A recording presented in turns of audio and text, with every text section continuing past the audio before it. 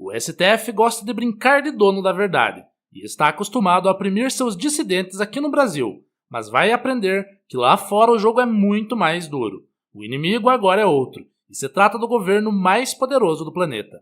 Este é o Visão Libertária, sua fonte de informações descentralizadas e distribuídas. Ajude a propagar as ideias de liberdade. Deixe o seu like e compartilhe com seus amigos.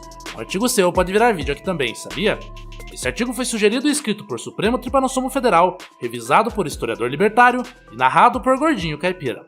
A luta pela liberdade de expressão no Brasil ganhou um novo capítulo emocionante no novo embate entre STF e as redes sociais, e agora com um novo inimigo um pouco grande, o presidente americano. Neste novo cenário, no qual a censura e os ataques à autonomia das redes sociais se tornam questões centrais, o alvo da vez foi a plataforma de vídeos Rumble. Em um vídeo que gerou enorme repercussão internacional, o ministro Alexandre de Moraes, do Supremo Tribunal Federal, determinou a remoção da plataforma de vídeos do Brasil, um ato que gerou críticas de todas as partes. A ação do ministro foi debatida tanto por defensores das liberdades digitais, advogados e cientistas políticos, até autoridades internacionais, e a decisão acabou por resultar em um processo envolvendo não apenas o Rumble de Chris Pavlovski, mas agora o novo presidente dos Estados Unidos, Donald Trump. O ponto de inflexão ocorreu com uma decisão monocrática de Moraes, em resposta a críticas e conteúdos considerados antidemocráticos e extremistas. Sabe-se lá o que isso significa, que estavam sendo propagados no Rumble. O ministro exigiu que a plataforma removesse vários perfis, incluindo o de Alan dos Santos, um crítico do regime petista e sua Suprema Corte aliada. De maneira ainda mais ousada, Moraes pediu que a plataforma também o banisse mundialmente. Tal ação não é apenas pura e simples censura. Ao tomar essa decisão, o ministro mais prepotente da corte desafia não só as leis brasileiras, mas também o direito internacional, já que ele não pode legislar sobre o que uma empresa americana faz fora do Brasil. A Rumble resistiu às diretivas do STF, argumentando em sua conta do X que elas violam o direito de operar globalmente sem interferência de jurisdições externas. O desfecho do impasse foi a suspensão da plataforma do Brasil, sem o devido processo de apreciação judicial, o que acirrou ainda mais as tensões. Antes de avançar no desenrolar dessa situação, é fundamental entender o contexto que levou a essa disputa entre o judiciário e a plataforma, que já ocorria há um bom tempo, para assim entender o que alimenta sua obsessão pela censura digital. O Brasil nunca teve uma regulamentação específica que exigisse que plataformas de mídia tivessem representantes no país, principalmente em casos de empresas globais, como a Rumble, que opera em várias jurisdições. Sendo assim, a imposição de Moraes para que a plataforma apresentasse um representante no Brasil representa um golpe direto contra a lei brasileira e as competências de uma Suprema Corte que deveria se encarregar de proteger a Constituição. É importante notar que o movimento de Moraes não é um incidente isolado, mas parte de uma série de ações agressivas que visam controlar e moldar a circulação de ideias e informações na internet. A verdade é que o ditador sem cabelos, que se tornou a testa de ferro dos petistas e do STF, apenas tem a coragem de fazer o que muitos que estão no poder gostariam de fazer, mas não tinham tanta coragem assim na hora de executar. A resistência do Rumble foi apenas o início de um capítulo mais amplo de disputas legais e políticas que promete colocar a Suprema Corte brasileira em rota de colisão com o governo mais poderoso do planeta. A plataforma de vídeos já tinha sofrido atrito com o STF antes, chegando a abandonar o Brasil em 2023 para evitar maiores complicações jurídicas, quando o ministro iluminado censurou o podcaster Monark e outros. No entanto, mesmo com a retomada das atividades da empresa no Brasil, a postura do governo brasileiro não mudou. A rede social de Chris Pavlovski decidiu retornar ao país confiando na ideia de que Moraes não poderia mais enfrentá-la juridicamente, ainda mais com o poderoso Trump em frente à Casa Branca. Essa nova estratégia de Pavlovski tinha como base a percepção de que as ações de Moraes não eram sustentáveis no longo prazo e estavam fadadas ao fracasso. O atual conflito entre Rumble e Moraes pode realmente tornar inviável essa postura agressiva, imoral e autoritária do STF, principalmente quando entra em cena um dos principais aliados da plataforma, Donald Trump. O polêmico presidente americano, por meio de sua empresa de mídia, a Truth Social, em uma crescente parceria com a Rumble, moveu um processo contra o STF, questionando a legalidade das ordens de Moraes. O processo questiona a decisão do magistrado brasileiro que, além de ordenar o bloqueio do Rumble, decidiu aplicar uma multa diária de R$50 mil à empresa. A alegação central do processo é que as exigências feitas pelo ministro violam não apenas a legislação brasileira, mas também a americana, considerando também que a censura imposta ao Rumble poderia gerar sanções contra o próprio STF. O governo dos Estados Unidos ainda foi enfático ao afirmar que não extraditaria Alan dos Santos para o Brasil, pois não existia crime equivalente no território norte-americano, muito menos no Brasil, onde não há crime de fake news. O desenrolar dessa trama fortalece ainda mais a ideia de que Moraes age sem a devida base legal, agindo como se estivesse acima das leis, tanto brasileiras quanto internacionais, como um verdadeiro ditador, mas daqueles mais covardes e mentirosos.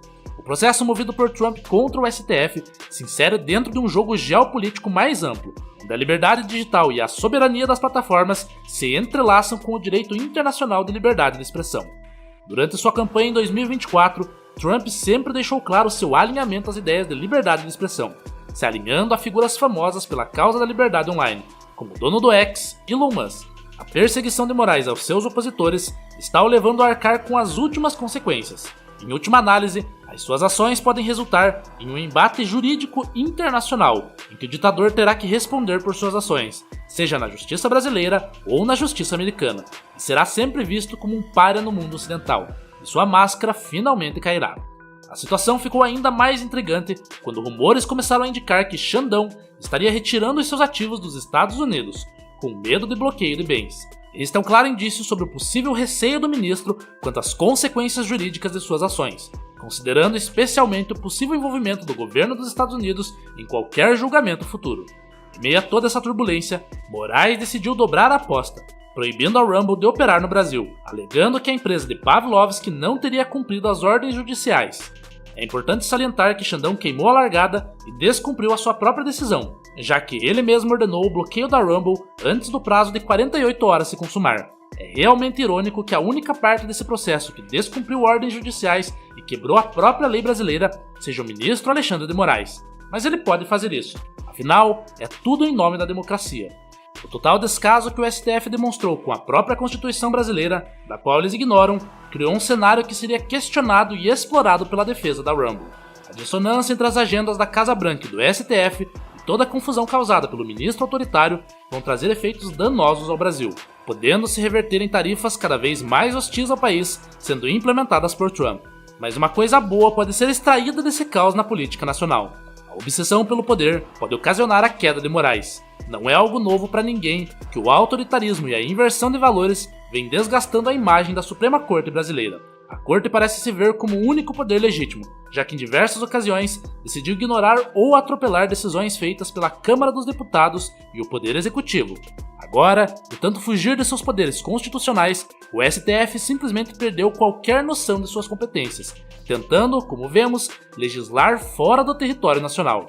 Mas o desconforto diplomático gerado por tais situações, aliado ao descontentamento popular, promete que os ministros iluminados, além de não terem o aval do povo, vão sofrer um duro golpe no pleito do ano que vem.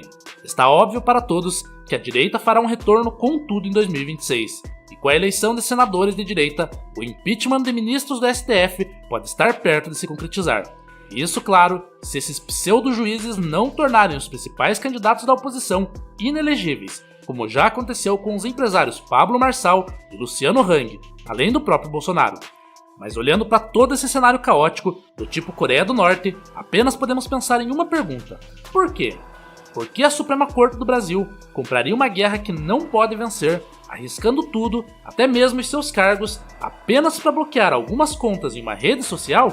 O que explica a obsessão do STF, e especialmente de Moraes, em limitar a liberdade das plataformas digitais? A questão central pode não ser óbvia para todos, mas é clara como cristal para nós, libertários. O motivo reside no fato de que o ambiente virtual, descentralizado e distribuído, oferece uma plataforma para as vozes dissidentes, que podem contestar as narrativas oficiais do governo e desmenti-las. O vídeo do deputado Nicolas, que viralizou e alcançou todo o país, prova isso. Não é à toa que o governo Lula se elegeu prometendo regulamentar a internet e empregou grandes esforços para aprovar o fracassado PL 2630, o PL da censura. A liberdade informacional se tornou especialmente problemática para o governo brasileiro e o STF, que, como instituições, veem o poder da internet como uma ameaça direta à sua estrutura hierárquica e ao sistema vigente. Antes da internet, o governo controlava as narrativas por meio da mídia tradicional, monopolizando o discurso e sufocando a dissidência. Hoje, as redes sociais proporcionam um terreno fértil para a disseminação de ideias contrárias ao status quo. O governo compreende o valor do controle da informação para o seu projeto de poder, e mesmo que não compreenda a real natureza da informação descentralizada, ele já sabe o bastante para considerá-la uma ameaça à sua existência. Sob essa perspectiva, as ações do STF permanecem injustificadas, mas é possível entender por que estão indo em direção ao autoritarismo, principalmente contra plataformas como a Rumble, que foram fundadas sob o ideal de liberdade de expressão. A mais detestada corte do país, por meio das ações de Moraes, está demonstrando uma característica comum em muitos regimes autoritários quando percebem que estão próximos do fim: recrudescer a ditadura em uma atitude desesperada de autopreservação. A estratégia, embora condenável, reflete a reação do Estado brasileiro diante de uma nova realidade. A velocidade da informação na internet desafia até a capacidade de reação das mais poderosas estruturas de poder. O governo sempre reagiu de maneira lenta às mudanças no mundo ao seu redor, mas agora, na frenética era da informação, o governo se vê totalmente incapaz de manter o passo com a inovação. Isso também contribuiu para as decisões desesperadas que essa elite está tomando, resistindo em vão às forças que estão o tornando obsoleto. A tentativa de bloqueio dessas plataformas digitais é uma última chance de manter o controle sobre a narrativa pública, que ironicamente pode ser a própria espada de Damocles que pende sobre a lustrosa cabeça de Xandão. O que estamos testemunhando não é apenas uma disputa jurídica, mas uma luta mais ampla entre as arcaicas estruturas hierárquicas de poder e a informação descentralizada, que permite a liberdade de expressão. Quanto mais o governo brasileiro continuar a tentar regular o pensamento, mais perto de seu fim ele estará. Embora o Leviatã seja uma besta ferida fatalmente, ele não vai sucumbir sem lutar. O governo está condenado a sumir de nossas vidas nas próximas décadas, mas nós vivemos no presente. Portanto, devemos lutar pela liberdade aqui e agora para que o nosso futuro não seja como a realidade de Cuba. Não porque derrubemos o governo como as turbas sanguinárias da Revolução Francesa. O governo não vai cair com o intermédio de uma grande revolução. O processo de dissolução do ente estatal já está em curso. A luta pela liberdade na qual nos referimos é a batalha pela liberdade individual e o enfraquecimento do governo. As plataformas e ferramentas da informação descentralizada, como o Bitcoin, irão lentamente derrubar o governo, mas até lá, elas são a única maneira de se proteger do bandido estacionário. Devemos nos preparar antes que a tempestade chegue, comprando Bitcoin, aprendendo e aplicando o anonimato em nosso dia a dia, pois é assim, ignorando o Estado, que estaremos lentamente matando a besta. Obrigado pela audiência. Este é um canal colaborativo. Participe você também. Cadastre-se agora mesmo no nosso site visãolibertaria.com e envie os seus artigos por lá. Os colaboradores recebem recompensas em Bitcoin. Inscreva-se no canal e clique no botão da campainha para ser avisado de novos vídeos. Até a próxima!